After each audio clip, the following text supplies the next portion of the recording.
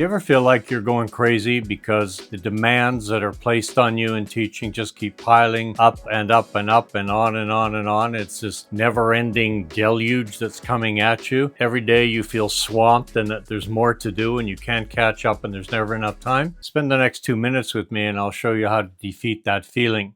Welcome to Rip's Teaching Tips. I want you to take a look at this stone here. I'm going to tell you a classic story about the big rocks first. There was a professor who, very wise, came to class one day with a very large jar, and he had 3 stones about this size in the jar, all the way to the top, and he asked his class, "Is the jar full?" And they replied, "Yes." So then he added some pebbles. And of course, a lot of pebbles went in between the spaces, and again, he asked his class, "Is the jar full?" Again, they replied yes. Now he added a bunch of sand, and that filtered down. He shook it, put in some more. That filtered down between the cracks and the pebbles. And he asked his students, "Is the jar full now?" They responded yes. At the end of the demonstration, the professor told his students, "The great truth that I've just demonstrated with this jar and these pebbles and stones and sand is that if you don't put the big rocks in first, you're never going to get anything else in." For you in teaching, the big rocks are the most important things, the priorities that you've got to have.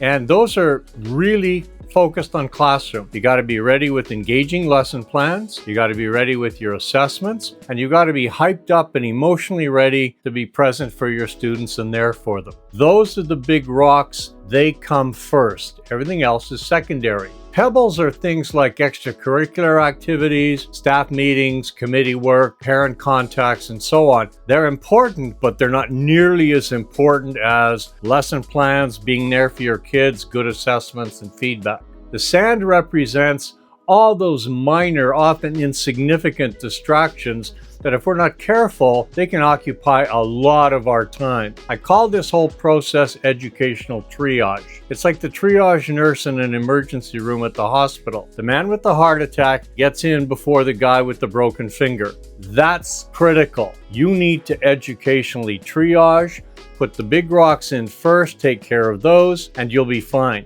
And remember, if you're not having fun at this, you're doing something wrong.